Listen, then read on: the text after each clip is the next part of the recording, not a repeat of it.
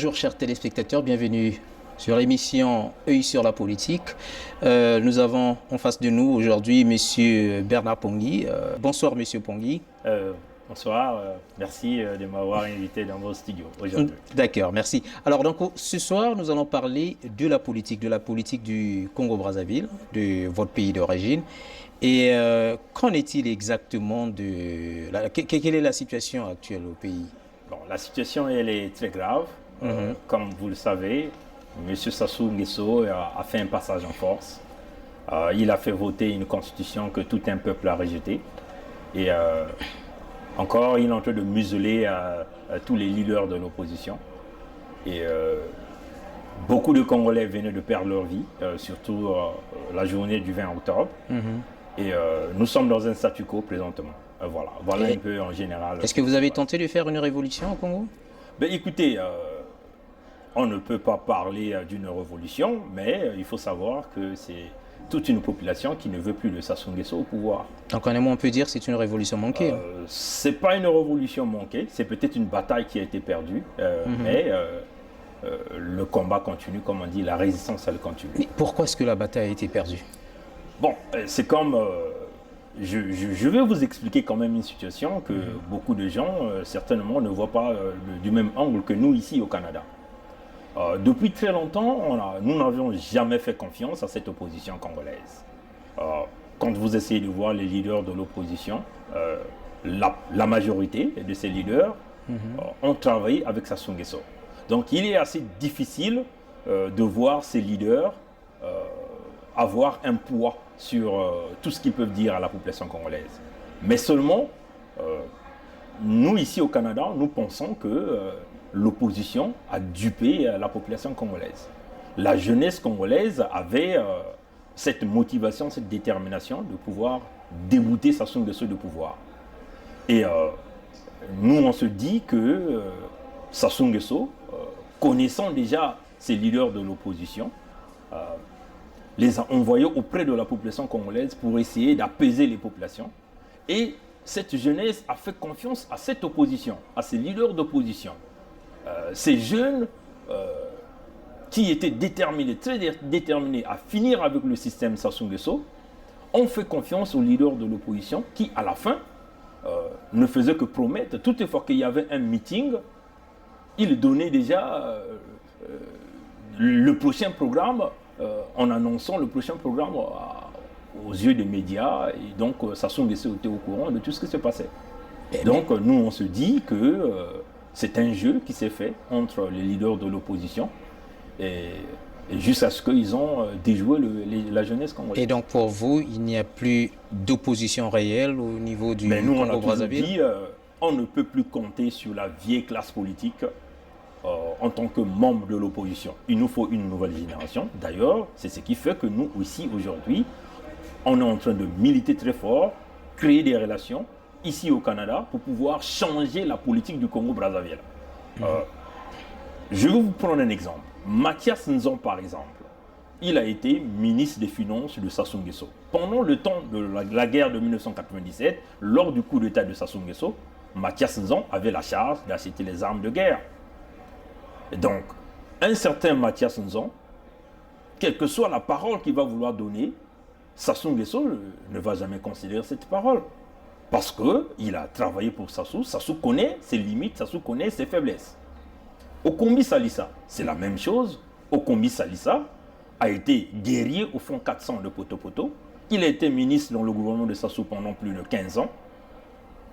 Okombi Salissa n'a pas de poids devant Sassou Nguesso. Nyerassa, c'est la même chose. Nyerassa fut ministre dans le gouvernement passé de Sassou Nguesso. Tous ces gens-là ne pèsent pas.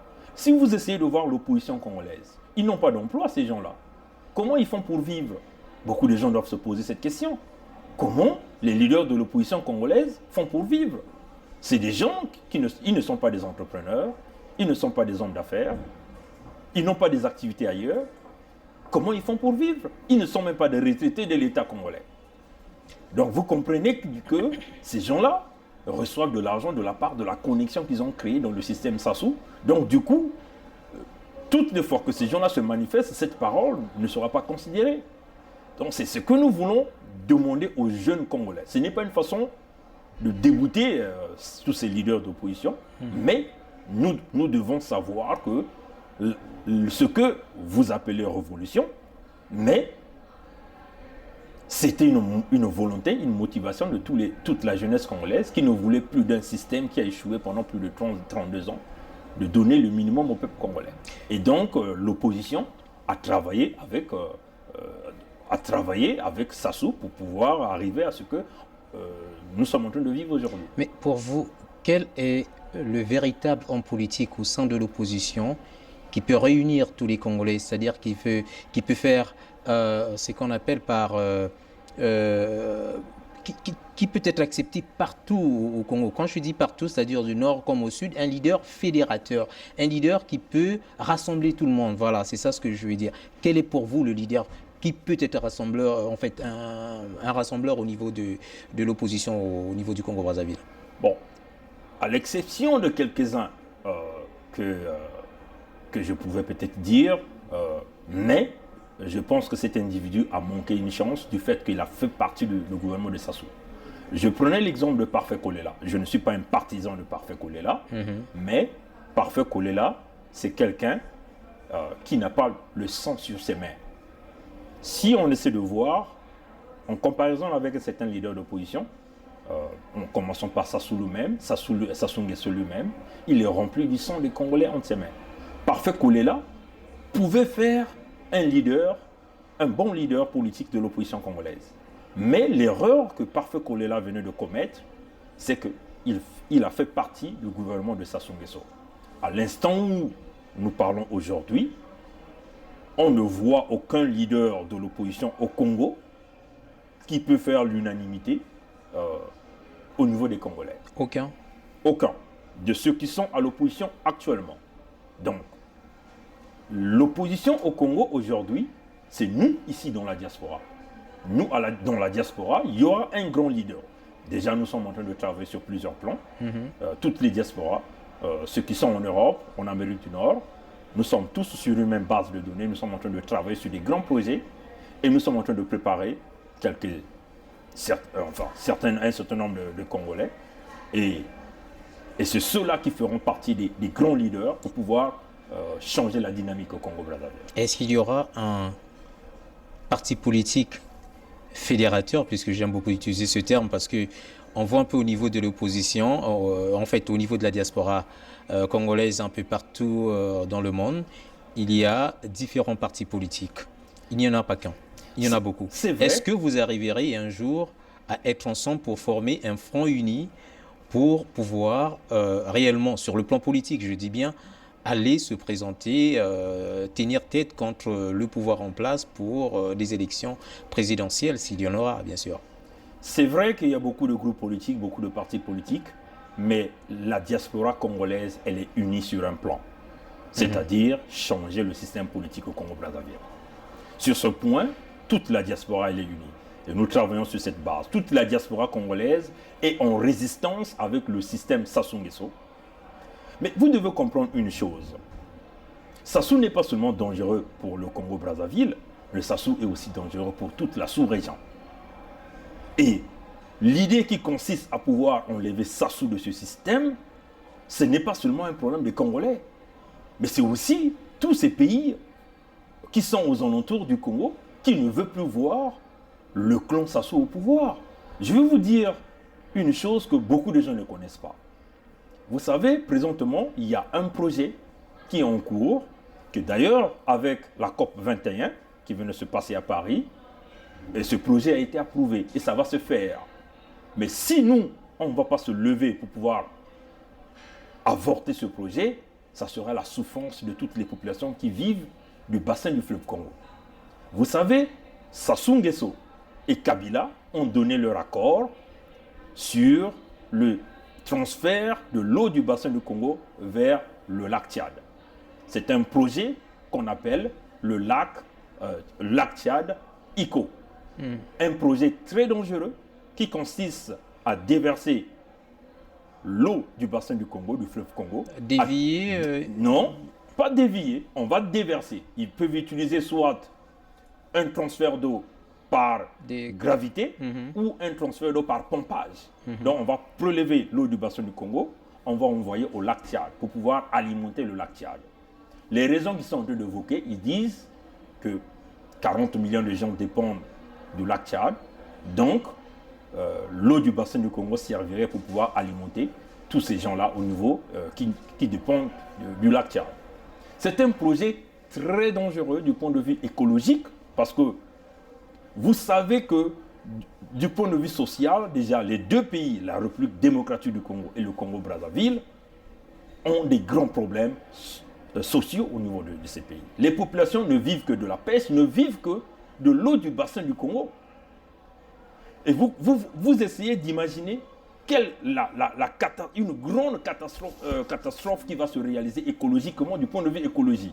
Donc quand on voit le bassin du Congo, on ne voit pas seulement le fleuve Ubangi, mais on voit tous les affluents qui dépendent du fleuve Congo. Donc tous ceux qui sont du pays du Niari, ou encore ceux qui sont de l'autre côté du Congo démocratique, on aura des grands problèmes futurs. Donc Sassou Nguesso et Joseph Kabila, ces deux présidents irresponsables, ont donné leur accord pour pouvoir réaliser ce projet. Et nous demandons à tous les intellectuels africains, tous les intellectuels congolais de deux pays, de s'allier avec nous, de nous contacter pour pouvoir avorter ce projet parce que nous pensons qu'il va y avoir une grande catastrophe économique. Mais qu'est-ce que vous proposez finalement pour aider un peu les Tchadiens qui se trouvent un peu dans cette situation? Parce qu'eux aussi, il y a certaines populations, vous avez évoqué tout à l'heure l'exemple de 40 millions de personnes qui vivent de la pêche et aussi de quelques activités liées à ce lac. Alors, est-ce que vous proposez une sorte de reboisement autour des périmètres du lac Tchad de façon à ce que ça puisse un peu ralentir l'avancée du désert? Ou bien quelles sont les solutions que vous proposez? Écoutez, les problèmes des Tchadiens demeurent les problèmes des Tchadiens. Ce n'est pas les Congolais d'aller résoudre les problèmes des Tchadiens. Sassou et Kabila l'ont fait, ont donné leur accord parce qu'ils veulent se maintenir au pouvoir, ils ont donc reçu une protection pour pouvoir demeurer au pouvoir. Voilà pourquoi ils ne pensent pas aux conséquences. Pour eux, ils sont fous des populations, de tous ceux, les paysans qui dépendent de l'eau du bassin du Congo. Mais pourquoi ils ne demanderaient pas au Nil de pouvoir ravitailler le lac Tchad? Pourquoi on demande au bassin du Congo? Parce que vous avez là deux présidents intellectuellement inférieurs qui ne pensent qu'à leur pouvoir et qui veulent mettre en péril toute une population et beaucoup de régions dans les deux pays. Mais il faut vous signifier que le bassin du Congo, il n'y a pas seulement que ces deux pays. Il y a aussi la République centrafricaine, il y a aussi plusieurs pays qui dépendent de l'eau du bassin du Congo. Si aujourd'hui, on ne se lève pas pour avorter ce projet, mais on vous garantit que les 40 millions qui vont utiliser l'eau du bassin du Congo vont arriver à épuiser les débits de ce fleuve et ça sera des grandes catastrophes écologiques qui vont se passer au niveau du Congo. D'accord, je crois bien que le message est passé. Tous ceux qui nous suivent sur la chaîne de CGB24, que ce soit ceux qui sont à Kinshasa, en République démocratique du Congo, au Congo-Brazzaville, au Centrafrique, la République centrafricaine, et aussi parfois aussi le Cameroun, parce que à travers Ouesso et tout, donc le fleuve passe par là pour venir se jeter au fleuve Congo. Ben, tout le monde est concerné au niveau de l'Afrique centrale de manière générale. Mais pour revenir un peu à la politique congolaise, puisque tout à l'heure on était en train de parler un peu de la révolution manquée, c'est peut-être comme ça qu'on peut l'appeler. Mais quel est le rôle de l'opposition finalement aujourd'hui face à cette révolution manquée? Le rôle de l'opposition, c'est que nous, au Canada, ici, nous pensons que l'opposition au Congo sont en train d'accompagner Sassou Nguesso dans son projet de coup d'État anticonstitutionnel. Parce que si vous voyez tous ces leaders d'opposition, tout ce qu'ils savent dire que attendez le mot d'ordre. Mais vous allez attendre le mot d'ordre de qui? Attendez le mot d'ordre. Pendant que vous avez une jeunesse qui a soif de pouvoir finir avec Sassou Nguesso, ces leaders d'opposition ne font que crier, attendez au mot d'ordre. Mais pendant que la jeunesse attend le mot d'ordre, Sassou Nguesso est en train de préparer des stratégies. Là, il est en train de museler les leaders de l'opposition. Vous avez Paulin Makaya, qui est en prison. On l'accuse de détenir des armes de guerre. Chose que nous disons, non, c'est faux. Parce que Paulin Makaya, déjà par le caractère que nous le connaissons, quelqu'un qui n'a même pas pu rentrer dans son propre village, Madingu, comment Paulin Makaya va avoir le courage d'avoir des armes de guerre chez lui? Donc ça, c'est des fausses accusations. Donc, mais, en ce qui concerne la situation du Congo actuelle, pour changer ce système, pour enlever Sassou Nguesso du pouvoir, ce n'est pas ces leaders, le mouvement ne partira pas, ou le mot d'ordre ne partira pas de ces leaders d'opposition. Parce qu'ils l'ont fait par plusieurs fois. Ils ne font que dire attendez le mot d'ordre. Mais pendant ce temps, Sassou Nguesso est en train d'avancer. Il a fait un passage en force, il a fait voter une constitution. Et d'ailleurs, nous avions vu son fils Kiki. Je ne sais pas si vous avez des questions là-dessus. J'ai vu l'équipe. Son fils Kiki est déjà en mode campagne électorale. Campagne électorale. Mais ça veut dire que le papa ne va pas se présenter, son père, en 2016. Mais vous savez, l'objectif de Sassou Nguesso, c'était de faire voter une constitution. Vous voulez qu'il parte? 3 articles clés. Lui, c'est sûr que, tel que ça commence, là, il ne va pas se présenter. Là, donc. Justement, nous ne savons pas encore. Mais en tout cas, pour vous dire déjà les actions de Kiki Sassou Nguesso, Kiki Sassou Nguesso ne peut jamais être président de la République du Congo. Premièrement, il n'est pas 100% congolais de Brazzaville. Ça, il faut le dire. Et que dit votre constitution de 2002? Parce que là, on se trouve devant deux sortes de constitutions. Bon, selon l'opposition, vous considérez toujours l'ancienne constitution de 2002. Nous, selon le pouvoir en place, c'est la nouvelle constitution qui est déjà entrée en vigueur, je pense. Et maintenant, le peuple congolais se trouve dans un dilemme. On ne sait pas, est-ce qu'on est en face, ce qu'il faut considérer ici, c'est l'ancienne constitution ou bien la nouvelle constitution. Maintenant, s'il faut que le fils Kiki puisse se présenter aux élections, je suis sûr que ça sera en fonction de la nouvelle constitution. Déjà, je veux vous dire, même dans sa constitution qu'il venait de faire adopter, Kiki n'a pas la légitimité d'être président de la République du Congo. Parce que même la constitution de son père parle de tout ce qui veut être candidat doit être de père et de mère congolais.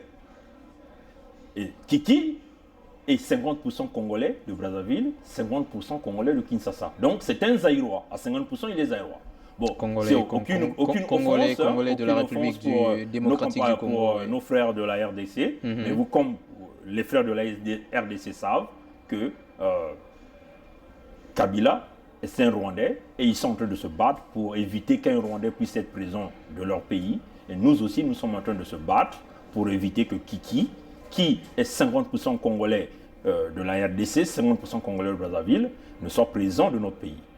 Ça, c'est le premier point. Le deuxième point, il est énormément impliqué dans le pillage du pétrole congolais. Il y a beaucoup des accusations, il y a des preuves qui démontrent que Kiki est en train de piller le pétrole congolais. Des contrats qu'il a eu à signer avec la société Filia. Aujourd'hui, il y a une pénurie de carburant dans tout le pays. Ça, vous devez le savoir. C'est dû à Kiki Sassou Nguesso.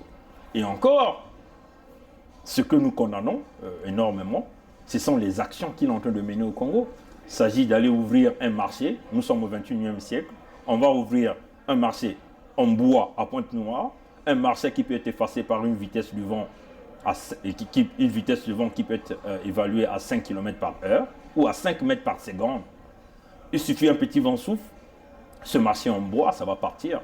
Et pourtant, c'est cette ville qui produit tous les revenus et tout l'argent que ces gens-là sont en train d'empocher, de mettre dans leur poche. Mais qu'est-ce que vous devrez faire finalement, puisque l'autre est déjà en mode campagne, même si ça ne se dit pas, mais c'est ça ce qu'on voit. Et vous, dans votre opposition, de partout dans le monde, que ce soit ceux qui sont à l'intérieur, vous continuez toujours avec ce petit jeu de boycott, on assiste, et puis demain, on reconnaît quelque chose. Parce que il n'y a pas très longtemps, lorsqu'il y a eu le référendum, vous avez dit, vous avez dit, tout le monde disait non au référendum, non à la nouvelle constitution. Ça s'est passé parce que la politique de la chaise vide. Est-ce que vous allez continuer avec cette politique de la chaise vide tout en subissant les conséquences qui vont venir? Bon, tout d'abord, je tiens à vous dire, on ne peut jamais travailler avec Sassou Nguesso. Et nous sommes en train d'abord d'encourager tous les jeunes Congolais. Sassou demeure un danger. Et nous sommes en train de chercher ce Congolais-là, qui va être considéré, qui va être élevé au même rang que Marien Ngouabi, au même rang que le cardinal Émile Biayenda, au même rang que tous les martyrs congolais.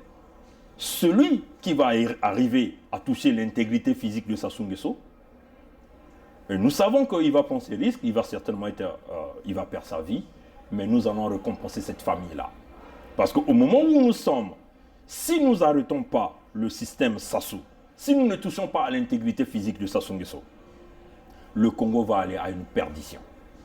À l'heure où nous sommes, nous ne parlons pas d'une politique de chaises vides, mais nous sommes en face de nous un système qui est en train d'utiliser des armes de guerre pour tuer la population. On ne peut pas continuer à envoyer les gens à la mort, mais nous sommes en train de travailler sur plusieurs plans. Le problème avec le système politique du Congo, c'est que vous aviez un système mafieux encouragé par Sassou Nguesso et certains leaders politiques français. D'ailleurs, nous avions vu, quand Sassou est parti à la COP 21, comment tous les leaders politiques français sont allés s'aligner à l'hôtel où était Sassou pour recevoir certainement leur camp. C'est dû à quoi? Ben, c'est une façon de vous dire que la France-Afrique continue. Mais nous, on va contourner ce système. Donc, nous cherchons ce Congolais-là. Qui sont vos soutiens, finalement? Parce qu'à chaque fois que je pose cette question à certains opposants, on dit toujours que ça fait partie des secrets, qu'on ne peut pas tout révéler, parce que nous avons comme l'impression que des personnes chez qui vous allez pleurnicher à chaque fois pour demander de l'aide afin de chasser le pouvoir actuel, ce sont toujours les mêmes gens qui soutiennent le pouvoir. Donc, il faut penser à d'autres stratégies. Là. Non, les stratégies, c'est ce que je venais de vous dire. Il faut travailler en solitaire, c'est-à-dire nous encourageons énormément les jeunes Congolais.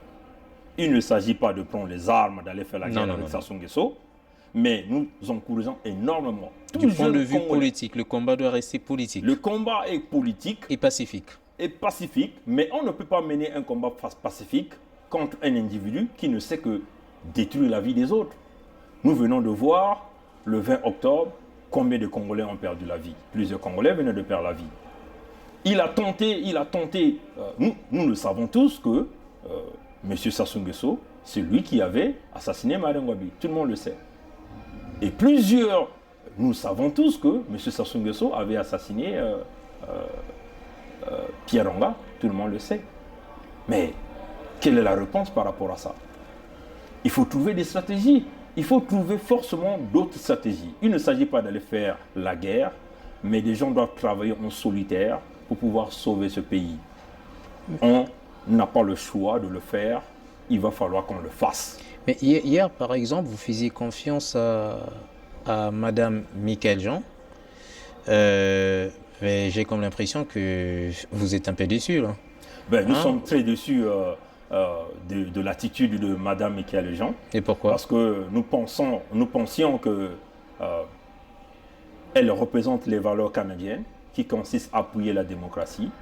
Et voir Michaël Jean changer de direction, prendre un virage à 90 degrés, et qui autrefois condamnait l'attitude. Qu'est-ce qu'elle a dit dernièrement pour que vous puissiez penser qu'elle a changé à 90 degrés? Bon, écoutez, Michaël Jean, bien avant, elle est passée par plusieurs interviews sur TV5. Elle a dit s'il faudrait sanctionner tous ces leaders ou enfin les pays membres de la francophonie, tous ces leaders-là qui pouvaient vouloir changer des règles démocratiques pour pouvoir se maintenir au pouvoir, s'il faut les sanctionner, elle devait les sanctionner. Mais là, la toute dernière fois que je l'ai vue en interview, elle parle d'apaisement. Il ne peut y avoir de l'apaisement contre un individu qui a mis des règles en jeu, qui est d'ailleurs Sassou Nguesso, qui a mis des règles, qui a fait voter une constitution. Et à la fin, Sassou veut changer sa constitution pour se maintenir au pouvoir, et Michaël Jean commence à soutenir. Mais nous comprenons que des Sassou Nguesso, c'est des grands donateurs pour la francophonie. Donc la francophonie, c'est une organisation qui fonctionne avec des cotisations des pays membres. Oui. Et nous comprenons que Michaël Jean commence à changer de discours. par le goût d'argent. Il y a un problème d'argent qui est là, un problème de financement. Donc, pour elle, Sassou Nguesso, qui est un grand contributeur, peut toutefois continuer à maltraiter sa population. Ça leur dira absolument rien. C'est l'argent qui compte, c'est l'argent qui compte finalement. Ben, pour ces institutions, c'est l'argent qui compte. Mais en tout cas, pour nous les Congolais, ce n'est pas l'argent, mais c'est l'intégrité des Congolais, c'est le futur des Congolais, c'est l'avenir des Congolais. Alors, dites-nous un peu quelque chose à propos de... c'est vrai que ça fait déjà quelques mois que cette situation s'est passée, la tentative d'assassinat du général Mbao. Et aussi, ces jours-ci, nous avons vu des images, des vidéos et aussi des photos en provenance du Congo-Brazzaville, principalement dans la ville de Dolisie, où un jeune garçon a été tué par la police pour des raisons d'opposition à la campagne des cahiers scolaires donnés par le fils du président Sassou à la population ou à certaines écoles de Dolisie.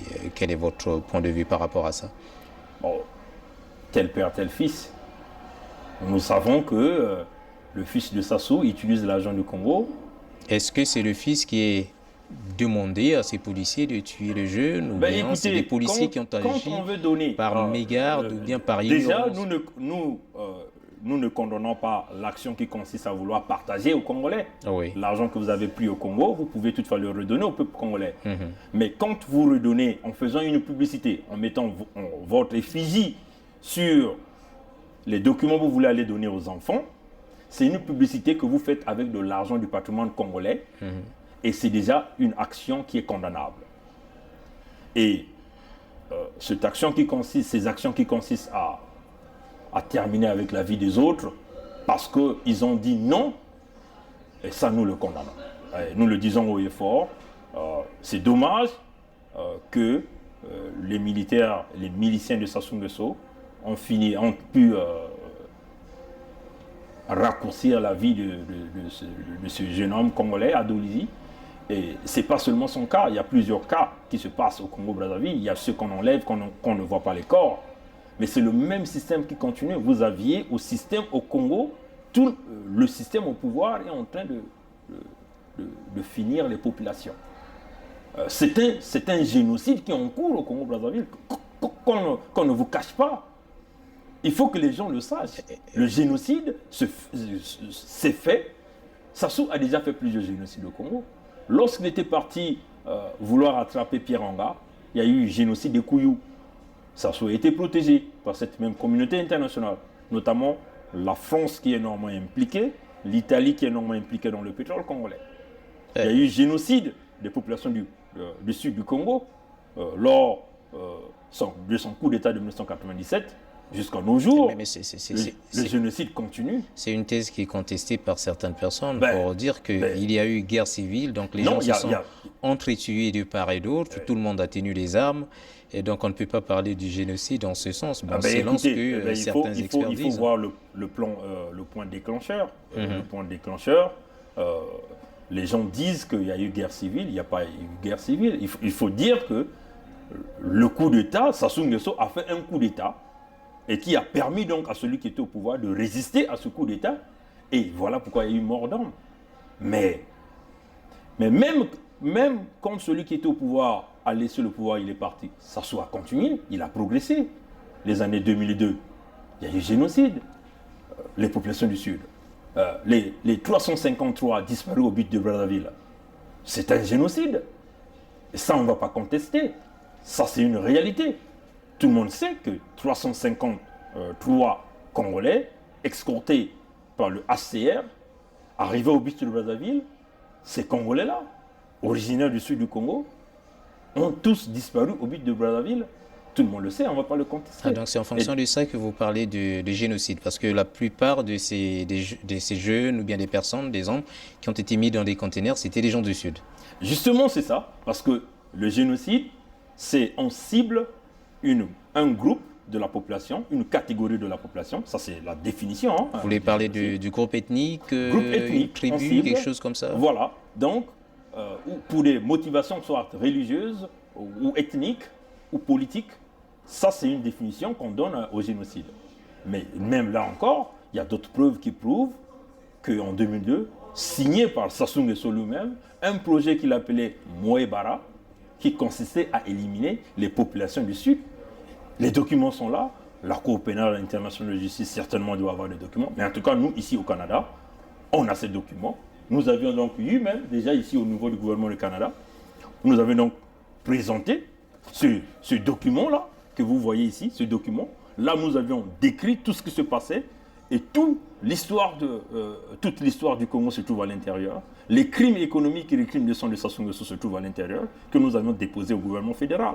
Donc, c'est des preuves, il y a des documents signés par Sassou sur le projet Moïse Baraki là-dedans. Donc, c'est une façon de vous dire que c'est connu de tous, Sassou est protégé par la classe politique française, et notamment avec le système France-Afrique, mais nous pensons que le système va arriver à la fin bientôt. D'accord. Maintenant, parlons un peu de votre mouvement politique, parce qu'il me semble que vous avez créé un mouvement politique dont j'ignore encore le nom, que vous allez certainement nous en parler un tout petit peu. Mais en passant, on sait que vous êtes aussi un membre du mouvement Carton Rouge. Bon, écoutez, le mouvement démocratique de la jeunesse africaine pour le développement, ça a toujours existé. Ah oui. Mais on n'avait pas encore eu la certification ici au Canada. Mais là, c'est fait. La certification est sortie depuis avant-hier. Oui. C'est un mouvement à but non lucratif, mais qui travaille toujours dans le sens de pouvoir maintenir la démocratie dans notre pays, encourager l'éducation des jeunes, notamment dans le métier d'ingénierie. Donc, il y a plusieurs projets qui sont là en cours, que nous travaillons en connivence avec le mouvement citoyen Le Carton Rouge, que je suis d'ailleurs le secrétaire général, et que Sosten, qui est le président de ce mouvement, pour pouvoir aider les jeunes du Congo. Mais nous ne pouvons pas aider les jeunes du Congo avec ce système qui est au pouvoir au Congo. Comme vous le savez, si vous partez avec des fournitures scolaires, ces gens-là vont tout récupérer pour pouvoir aller donner ou donner à leurs parents. Nous voulons aider les jeunes Congolais.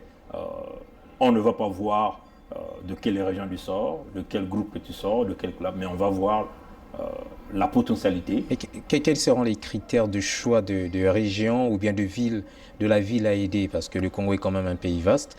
S'il y a des dons que vous devrez faire, est-ce que vous pouvez nous dire un peu quelques critères qui vous permettent de décider que telle région ou bien telle ville nécessite ou bien a besoin de telle structure pour son développement? Bon, le premier projet que nous envisageons ici, c'est d'abord essayer d'électrifier les écoles. Peu importe la région, peu importe le village. Et quelle source d'énergie allez-vous utiliser? Nous allons utiliser l'énergie solaire. L'énergie solaire. L'énergie solaire. Et créer des bibliothèques dans ces écoles pour pouvoir donner aux populations. Mais le départ de ce projet se fera dans les villages. Est-ce que cela veut dire que vous devrez créer une entreprise d'énergie solaire au pays? Parce qu'il en existe déjà une. Bon, la diversification des entreprises ne gêne personne. Hein, est-ce que vous avez un projet de créer une entreprise solaire de façon à pouvoir aider? Je ne sais pas si ça sera gratuit. Je ne sais pas encore comment est-ce que vous allez faire pour aider ces personnes. Parce qu'il faudrait quand même qu'il y ait des sources de revenus pour pouvoir encore acheter du matériel, son entretien et autres. Bon, les idées de création d'entreprise sont là, mais comme je venais de vous le dire, nous ne pouvons pas aller créer une entreprise dans un pays où il y a un désordre économique, un désordre dans tous les plans. Le premier objectif que nous avions, c'est aider les jeunes Congolais. Et on va essayer de donner le minimum que nous avons à ces jeunes-là pour que ces jeunes-là puissent avoir le goût d'étudier. Hein. Mais créer des entreprises, les idées sont là, on a des moyens, mais on ne peut pas le faire dans un état où il y a le désordre.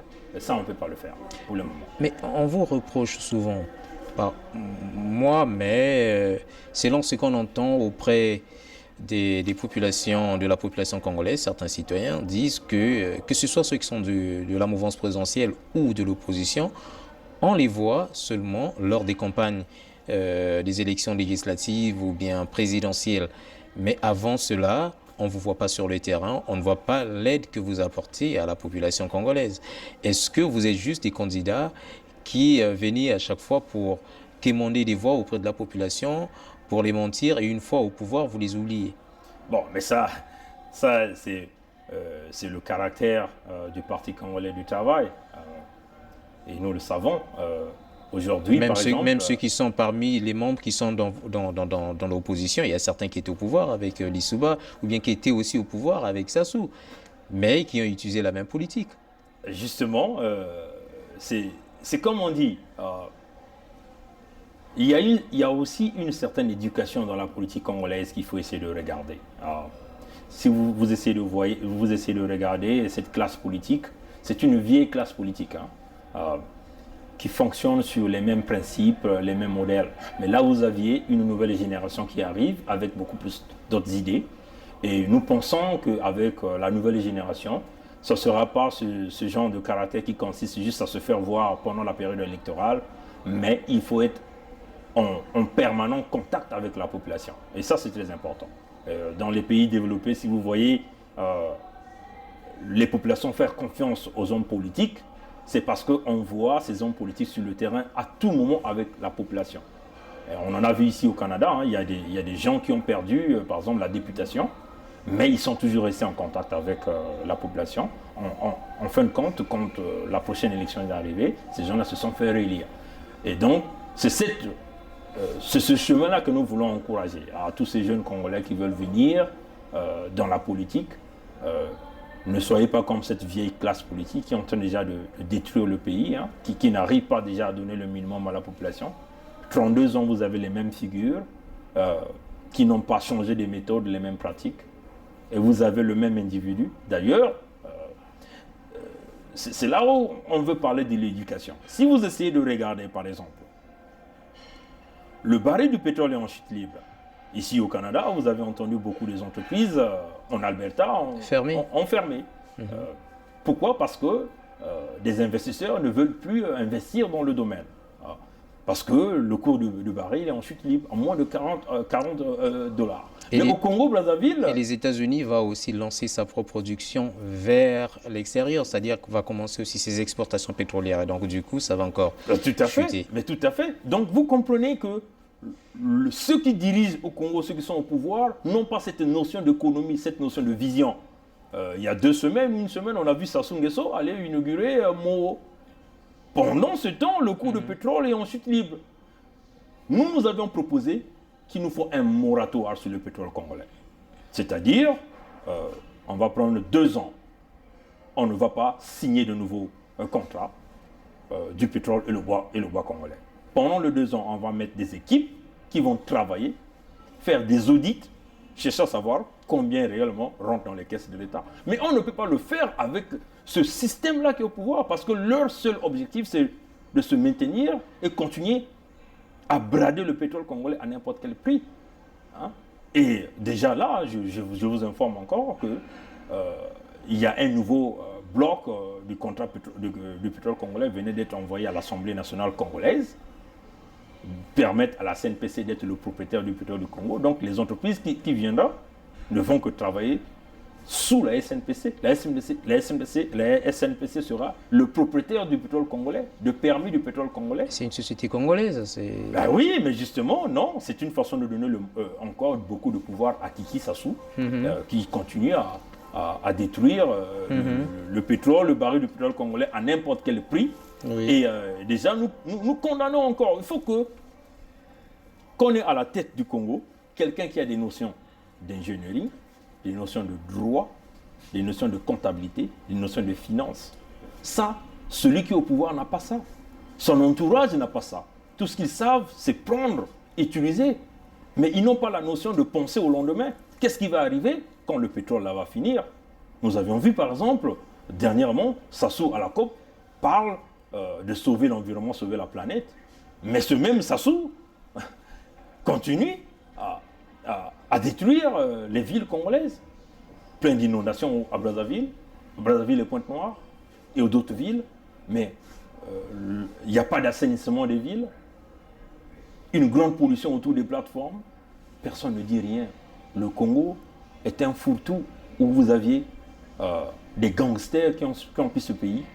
économiquement, financièrement. Ils sont en train de ruiner ce pays jusqu'à leur mort. Est-ce que vous ne ferez pas de même une fois devenu, je ne sais pas, ministre, ou bien parce que tout le monde fait la politique pour devenir ministre, et puis une fois ministre, on oublie le peuple, hein? Ben, comme vous le savez, on n'a rien envié avec ceux qui sont dans la politique au Congo. Nous avions étudié ici, nous sommes payés, nous sommes bien payés, vous utilisez votre tête, vous avez une matière grise, vous l'utilisez, vous êtes bien rémunéré. Je n'ai rien envié, hein. Tous ceux qui me connaissent ou qui nous connaissent ici savent un peu ce que nous avons. Je n'ai rien envié ni à Sassou, ni au ministre du Congo, parce que tout ce qu'ils ont, ils ne l'ont pas eu de leur propre effort. Ils l'ont pillé auprès du peuple congolais. Mais le minimum que nous avions ici, nous le méritons parce que nous travaillons dur pour en avoir. Et vous connaissez les réalités du Canada. Voilà. Merci. Nous sommes arrivés à la fin de notre émission et donc nous demandons donc à Monsieur Bernard Pungui de pouvoir nous dire son dernier mot par rapport à tout ce que nous avions parlé aujourd'hui sur la politique congolaise et puis et aussi concernant son parti politique.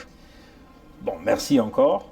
Notre message s'adresse à la jeunesse congolaise. Donc nous voyons tous les jeunes, les lycéens, les étudiants de l'université Marangwabi. Vous devez savoir que l'avenir du Congo, c'est d'abord vous. Ce n'est pas ces leaders d'opposition-là qui vont vouloir changer le Congo. Vous devez prendre votre futur entre vos mains. Je donne beaucoup de courage à ce jeune de Dolisie qui a perdu sa vie parce qu'il a dit non à un système qui voulait le coloniser en le présentant des fournitures scolaires avec l'effigie de Kiki Sassou Nguesso. Donc, la révolution du Congo partira de ces jeunes, les jeunes des lycées. Vous savez que vous n'avez pas de futur avec ce système. Nous vous demandons de continuer la résistance, de n'accepter pas ce système. Vous devez vous battre jusqu'au dernier souffle pour pouvoir changer ce système. Sassou, il doit partir. On n'a plus besoin de lui. En ce qui concerne notre mouvement démocratique de la jeunesse africaine pour le développement et aussi le mouvement citoyen Le Carton Rouge, nous sommes en train de travailler fort pour pouvoir venir au Congo, aider ces jeunes, mais nous ne pouvons pas venir avec ce système politique au pouvoir et Sassou Nguesso au pouvoir. Voilà pourquoi nous sommes en train de travailler ici au Canada, jusqu'à ce qu'on puisse obtenir la chute de Sassou Nguesso. Voilà un peu ce que je tenais à dire. Merci, voilà. merci, Monsieur Bernard Pungui. Merci d'avoir accepté en fait notre invitation sur CGB 24 TV Universel. Et donc, à nous revoir la semaine prochaine. Ben, merci beaucoup. Merci. À plus tard.